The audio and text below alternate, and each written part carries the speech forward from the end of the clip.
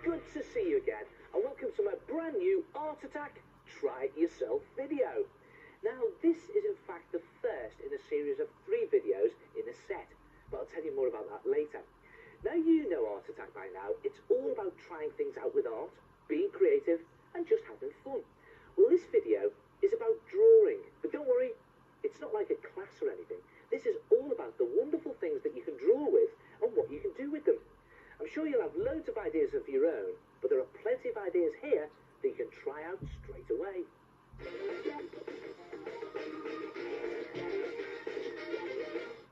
Here's a great way of drawing a haunted house. Take a black and white wax crayon and a nice dark piece of paper, can be dark blue or dark grey, and near the top just draw a round moon and then colour it in white. And just underneath the moon, take your black wax crayon and just draw a very simple haunted house.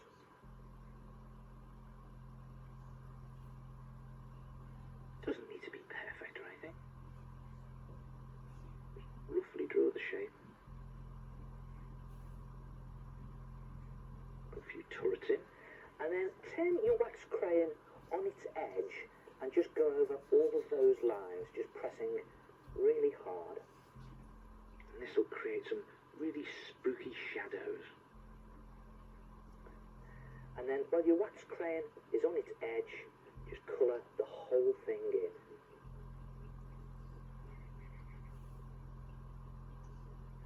And then just do your haunted house sitting on the top of a hill, again with your wax crayon on its edge. And you get this really spooky, grainy effect. And then just put in some detail on the house. Now you can put in some windows, make them a bit church-like.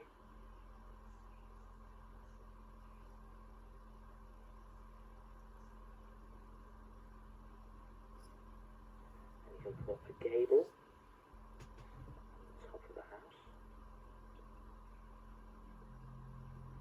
And I think a nice big doorway. Let's put some light shining out of the door and out of those windows.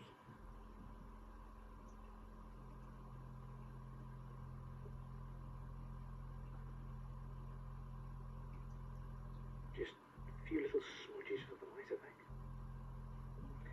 And now I'm just going to take my black wax crayon and just do a little bit of sort of gloomy atmosphere all around the house.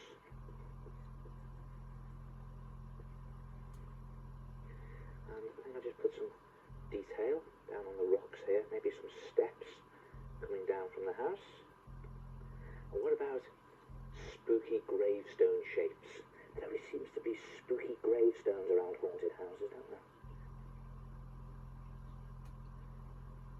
And don't do any of it perfectly, just hint at the shapes. I'll tell you another thing you always get around haunted houses, these sort of very rickety railings.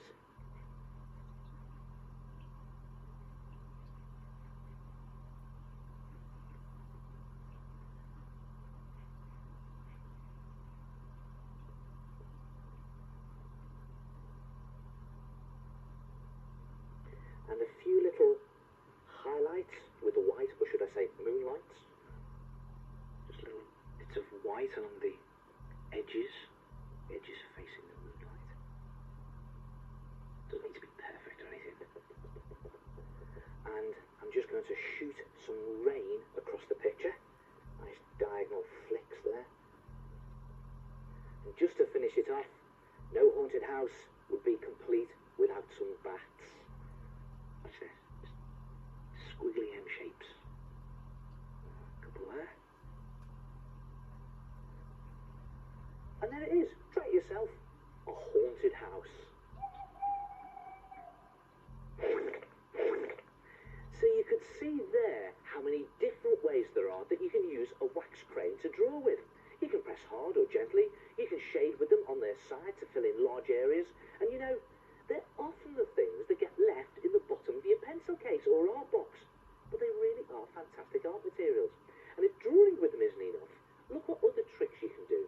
If you draw something in wax crayon first, then it resists paint or ink when it's brushed over it. Look at that. Put a bit more on there. And there it goes, resisting the paint and ink. And you know, this technique can be used to get fantastic effects in lots of pictures.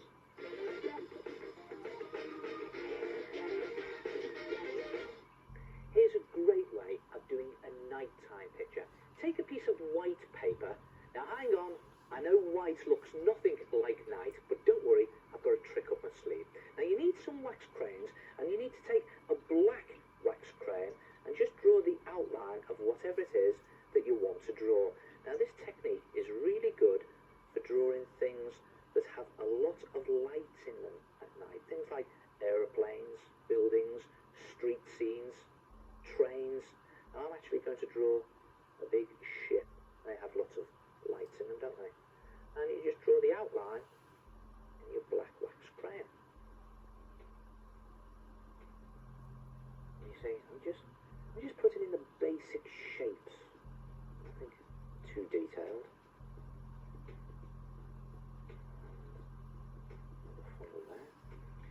And when it comes to colouring it in, just colour anything that's really dark in black. So that's on this picture, the bow of the ship. Because it would just be a silhouette, wouldn't it?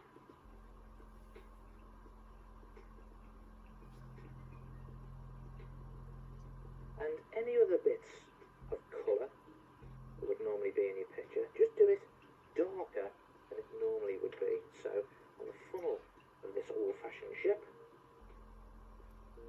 it would be brown instead of red.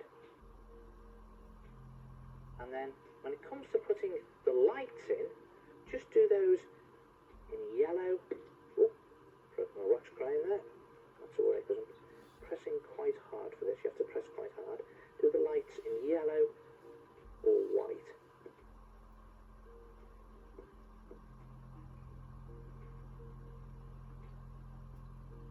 And I'm just going to do some reflections on the water in white wax crayon. Now you can't see it on the white paper. As I say, I've got a trick up the sleeve. I'm going to do a few more reflections here, just in blue. And just finally, even though you can't see it yet, I'm going to do the moon up there in the sky and its reflection in the sea. Just finish by dotting a few white stars in the sky. And there it is, a picture of a ship at night. And where's the night? Here. Just mix some watercolour paint with plenty of water, make it nice and runny, and then just paint it onto your picture. And look what happens. The lights resist the paint. You get all that wax shining through, and just paint it all the way down, cover the whole picture.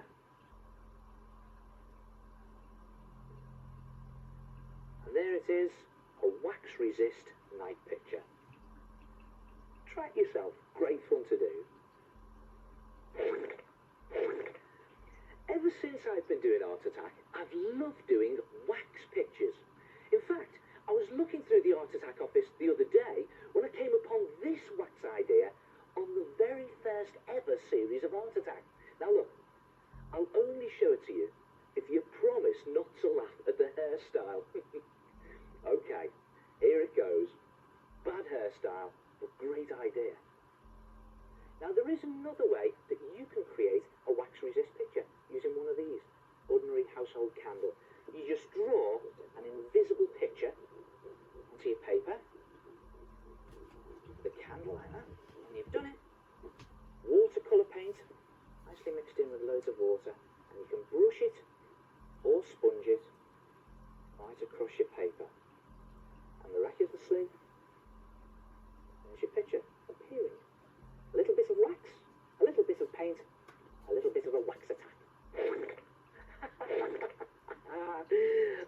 Okay, right, time to get back to drawing and other things to draw with. Do you know what? I wouldn't mind betting that you've got some of these things. Felt,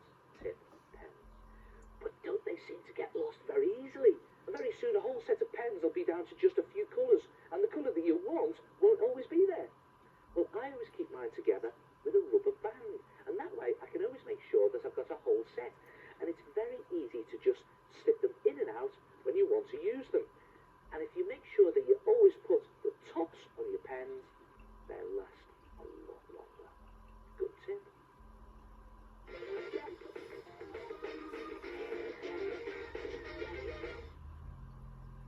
You like me? Do you have trouble with these things? Felt tip pens. I mean, there are so many different types of felt tip pens available, aren't there?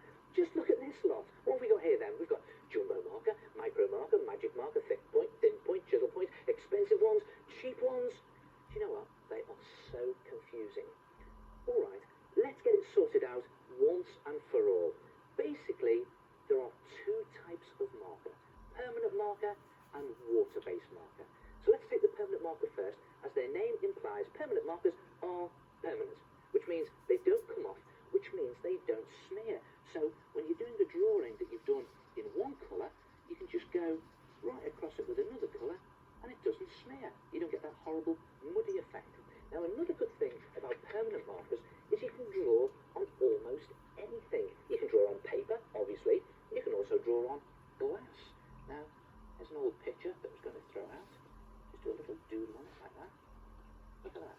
The permanent marker even goes on the glass. Much better, doesn't it? In fact, it will even go on plastic.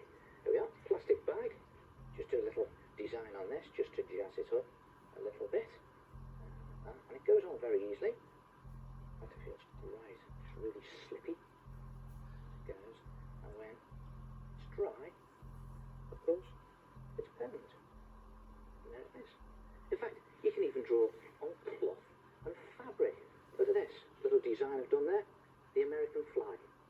And in fact, permanent marker is so permanent, it doesn't even come off in water. Watch this. There it is. Drawing I've done there with permanent marker, and it's absolutely fast. Of course, the fact that it doesn't come off in water means that it's difficult to get off your hands and your fingers, and it's almost impossible to get off your clothes. On the other hand, water-based markers are very easy to get off. Now, the good thing about water-based markers is there's lots of different types available. You can get different sizes, lots of different colours, and they do tend to be a lot cheaper. And the good thing about them is you can mix the colours. Now, you can't do this with permanent marker. Look at that, bit of blue, and then on top of it, I'm going to do some yellow, and look at that. It goes to green. Yellow and blue make green. Now, you can't do that with permanent marker. The bad thing about water-based marker is they do smear. Watch this. I've done this picture in black water-based marker. I tried to colour it in with yellow. Look what happens. The colours smear all over the place. So you have to be really careful when you're colouring in with water-based markers. Be careful the colours don't touch. So your water-based markers aren't as permanent as your permanent markers, but you can mix the colours. Now, one thing generally that's bad about felt tip pens is you can't get many different shades or tones. They tend to be one flat colour like this red and this blue. But you can get round this by using other things on top of them. What about a bit of wax crayon to give it some shading? And that goes on top of felt tip pen very easily. Look at that, it gives a good shading effect. And believe it or not, an ordinary pencil, this one's a blue pencil, will easily go over felt pen.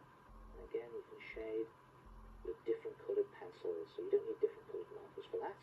And what about just some ordinary chalk? Give it a bit of a highlight on the top there, like that. And one there, like that. Good effect, isn't it? Try it yourself. Experiment with felt tip pens.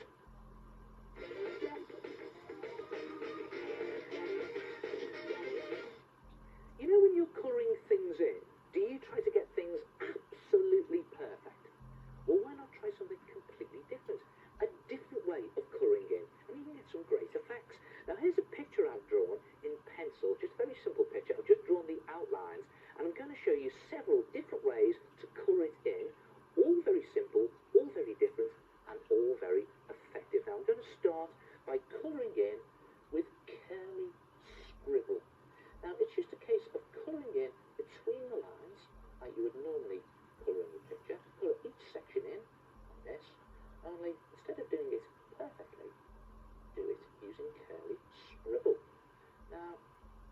say perfectly, you've got to get this a little bit perfect. The idea is to try to make all the curls on your scribble roughly the same size. So try not to vary the scribble too much, and it's just a case of cutting each section in like this. And then when you get to the end of one section, change colour and do another section. But don't vary your colouring style. Don't change your style at all. Just again, colour in with curly scribble. And if you colour the whole picture in the same way, all the different bits using curly scribble, it looks like this. And if you've coloured it in using felt tip pen, when the ink is dry, if you just rub out those pencil outlines, it looks something like this. And I think that looks really good. It looks like one of those French Impressionist paintings. Good effect, that. Okay, same picture, different effect. This time I'm going to colour the picture in using straight lines. Now you can use a ruler for this if you want. It's just a case of drawing straight lines across each section of your picture. Keep all the lines going in the same direction for each section of your picture, and use the right colour, obviously. But if you want to do some shading, then instead of using the darker colour, you just put more lines in. See that? A few more lines in there, and you get this nicely rounded effect. And then colour the rest of your picture in the same way, using straight lines going in all directions, and you'll end up with this. And again, if you've done the picture in pencil outline and the colouring in pen, then just rub out your pencil outline and you get this sort of geometrical effect. And I think that picture really zings. I think that's a great colouring in technique. Okay, how's about a crazy colouring in technique? Same picture again, only this time I'm going to colour it in using words. No, not mad. You watch this. I'm simply going to write the words for whatever it is I'm colouring in. Banana. I'm going to keep writing banana on the banana. And you can write it as big as you want, or as small as you want. But just keep writing it in. So it's a case of writing in the word for each section. And you can overlap the writing. Just colour in each section with its word. So that's banana for banana. And that's more bananas for the other banana. And then you can do apple, pear, orange, vase, and continue to colour in the picture using the word for each section. And when it's finished, it looks like this. And this time, I'm not going to rub out those pencil lines. I think that looks really good as it is. Crazy, actually. And you know, you can experiment with lots of different ways of colouring in. What about colouring in with curved lines? Or go a little bit loopy and colour in with spirals. You could go rather dotty and colour in with dots. Try it yourself. Crazy colouring in. Okay, I want to move on to something that you probably only think of for writing with. A boring old pen. Now it doesn't matter whether that means a ballpoint type of pen or an ink type of pen. Most people only use them to write with. Well, they're missing out on a big thing, because they're both brilliant to draw with. You can do some fantastic doodles with ballpoint pens. Real quick draw stuff. Look at this.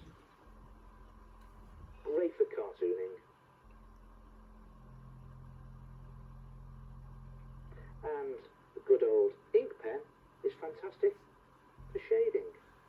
Because while the ink's still wet, you can give it a little smudge.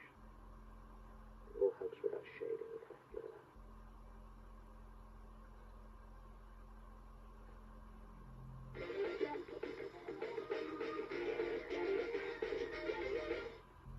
You know, one of the great things about an ordinary crayon is all the different tones and shades that you can get from one colour just by pressing lighter and harder.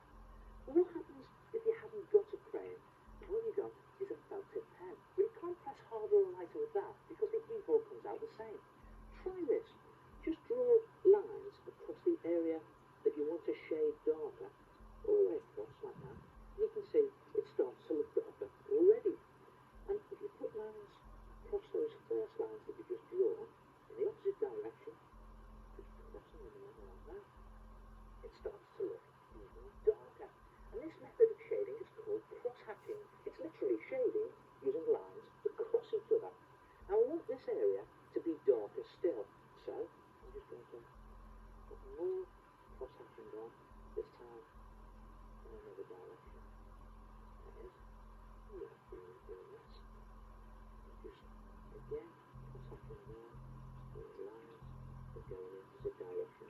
And to make it even darker, it's a good idea to just put your lines closer together. And there it is.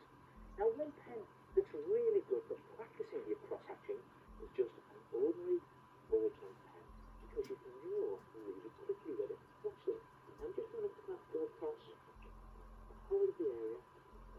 Just loosen that I want to show. I'm just quickly going across like that. So on this leg here, don't forget these boots. Now I want this side of them to be darker still, so I'm going to cross-hatch right across the right-hand side. There it is, like that. Now there's certain areas I want to be even darker. This is like a belt. Just go in there, even more cross-hatching. And then the boots. Next. And again, you can do this in ease of your eyes, or you can do it quite quickly. All that sort of all together. And there it is. Try it yourself. Shading using cross-hatching.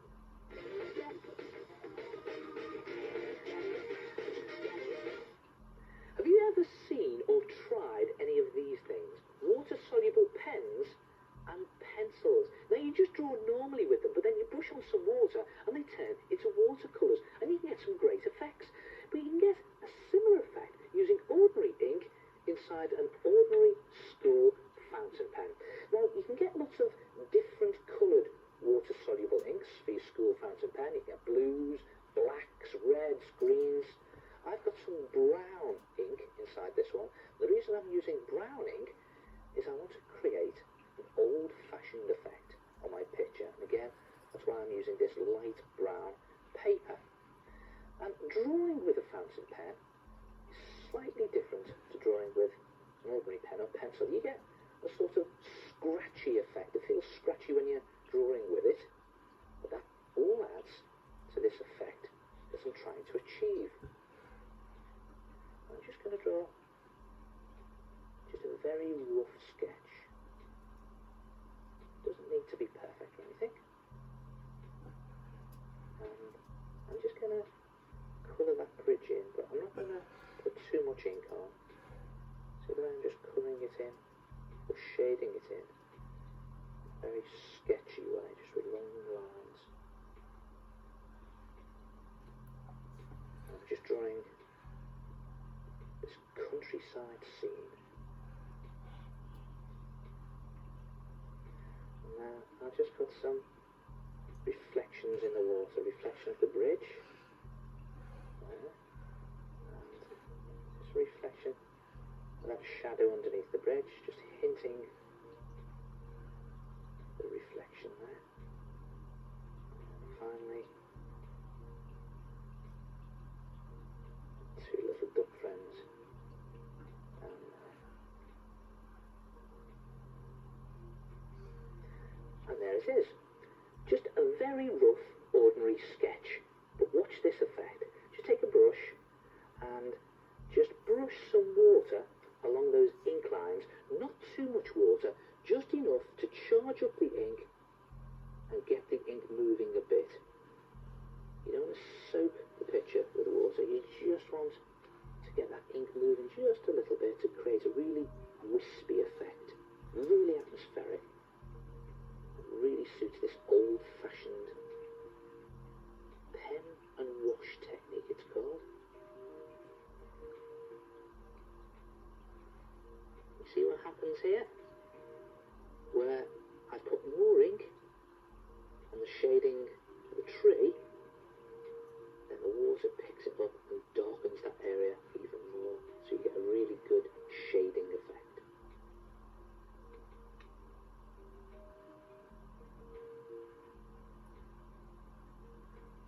And again, on the water, not too much water on your brush, just enough just to wash the ink. Hence, pen and wash. Just finally on the ducks, just enough to wash their reflections down like that. And there it is. try yourself a pen and wash picture using ordinary ink and a school fountain pen. Right, time to move on to some of my favourite things to draw with, chalk and charcoal. Now they're both great because you can do so much with them. Now for chalk, just look at how much a little chalk dust can just be used to dab onto paper with a bit of cotton wool to create a sort of, well, it's a sort of billowing cloud effect, just going in a circular motion like that, just rubbing the chalk in. Yeah, you get this sort of great cloudy effect. And one more on there like that. And then it really looks like billowing clouds. If you just take a stick of chalk, just pick out the edges of the clouds there, and it looks like sunlight dancing on those clouds. Great effect. And I love the way with charcoal that you can smudge the edges of the lines to make them look softer. Watch this. I just smudge the lines on the cat's body. It looks nice and soft and almost fur-like. Yeah? Now have a look at how you can use chalk and charcoal together.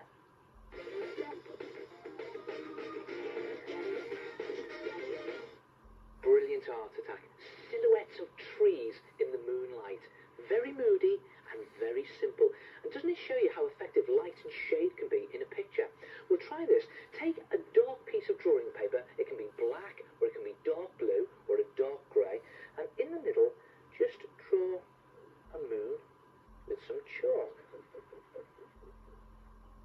When you draw the moon, just smudge it out a little bit to create a hazy moonlight. Do that with your finger, and then blow off the excess dust. And just put the moon back in again.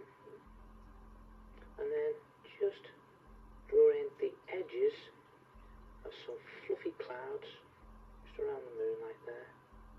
Just the edges of these clouds. And just pick out the edges with some moonlight. And then draw in the silhouettes of your trees. Now, I'm just going to do some very simple, straight birch trees. You can do whatever trees you like, and you can make them as detailed as you like, but it's just the silhouettes you want. You can do it using chalk, or pastel, or charcoal.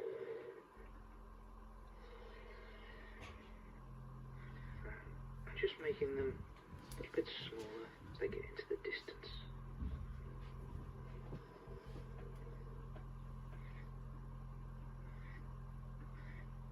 Just around the edges there. A few branches, not too much.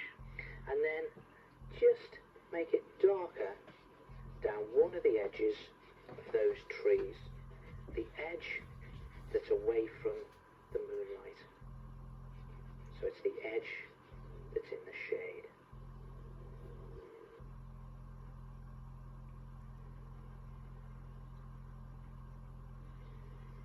When you've done that, just put in the shadows of the trees. Now shadows are cast away from the moonlight, so just do the shadows fanning out from the moon. So there it goes, out that direction.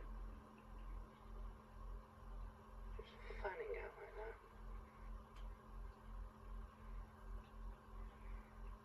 Oops, lots of fingers. And then just pick out some highlights down the side of those trees, the side that's facing the moonlight. So these are just little bits of moonlight dancing on the side of those trees.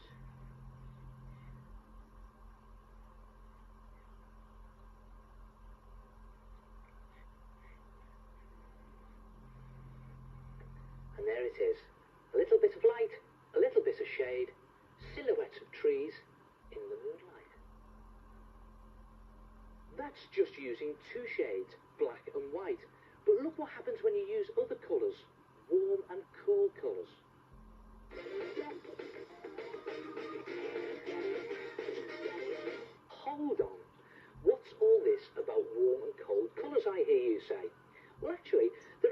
certain colours that can help give a warm feel to your picture, and there are other colours that can help give a cool feel to your picture, and it's easy to remember which is which. For the warm colours, just think of warm sunshine and hot fires, and you get yellows and oranges and reds and nice rich browns. They're the warm colours. And for the cool colours, think of things like icy blue and cool minty greens and snowy white, and they're the cool and cold colours. Now, just to show you how effective this technique can be, I'm going to do a picture that's got warm bits in it using warm colours and cool bits in it using cool colours. And I'm going to start with the warm colours.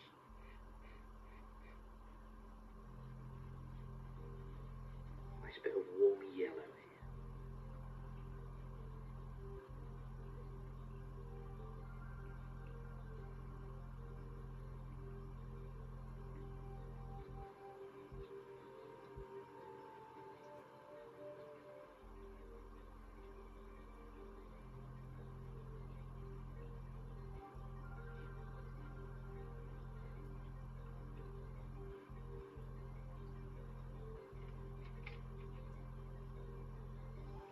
Warm it up even more, some orange.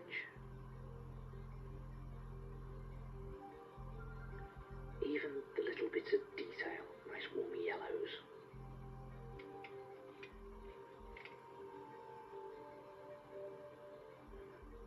Red. It's rich warm reds.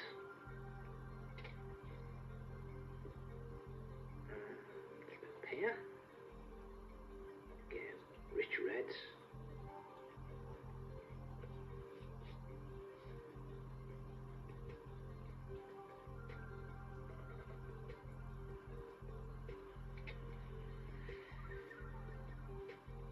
These nice ruby reds.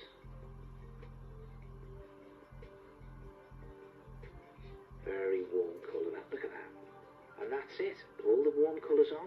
Now the cool bits.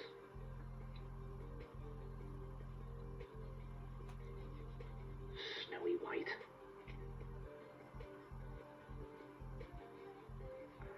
Minty greens.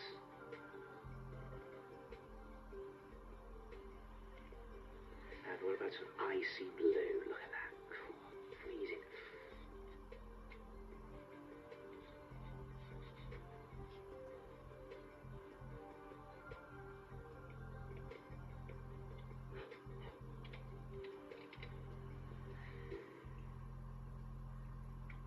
And there it is. The cool colours really do make parts of your picture feel very cool.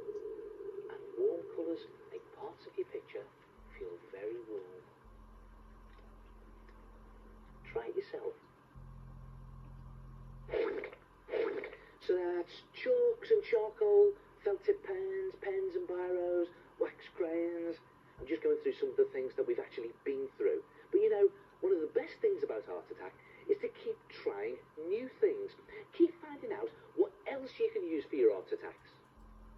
Or what about trying a couple of different things together?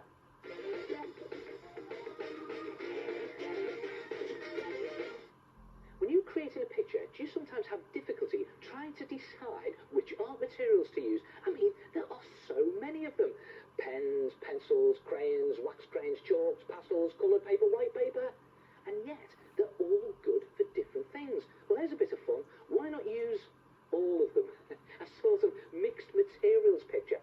Okay, what about the good old pencil? Now, the great thing about pencils is you can just sketch very quickly with them and put in rough shapes of your picture.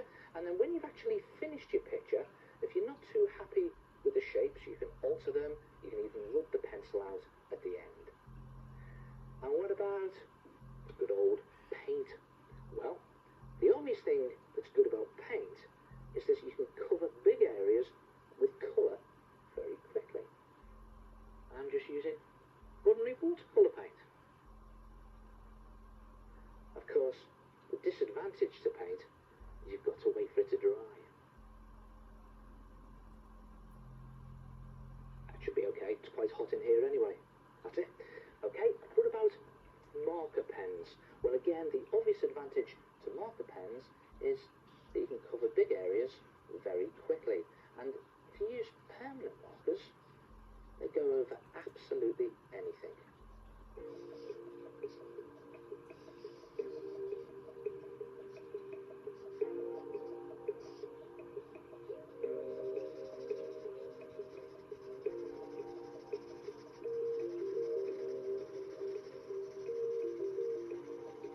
And as well as covering big areas, you can also do fine detail.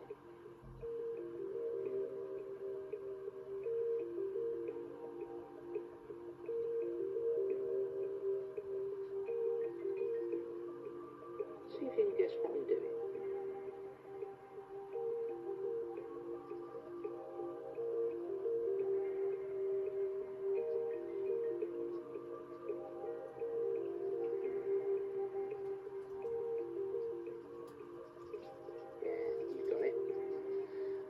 What about these things? Water-soluble pencils. Well, the great thing about water-soluble pencils is you can just use them as normal pencils. And it's just a case of drawing with them normally. Or you can push on some water and get a really watery, watercolour effect actually. Water turns them to watercolour. And it's great for atmospheric pictures like this or watery effects.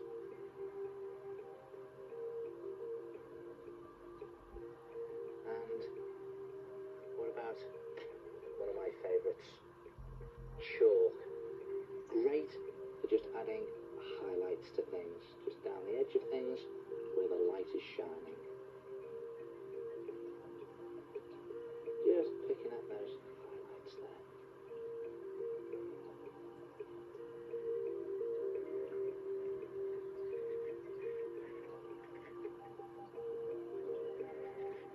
Another thing chalk's great for, of course, is smudging. And finally, let's not forget the good old ballpoint pen. Great for doing fine detail. And there it is. Try yourself a mixed materials picture. Well, that's just about it for this video. I hope you've enjoyed it and it's made you think, whoa, I want to do that. Well, now's the time, because you can do it. You can art attack. Go on, try it yourself. Now, at the beginning, I said that this was the first in a 3-part series of Try It Yourself Art Attack videos. The next one is all about painting the Art Attack way. And the third one is all about great stuff to make and do. So look out for those. Time to say ta-ra, so be creative, have fun with your art, and have plenty of art attacks. Bye for now. Ta-ra.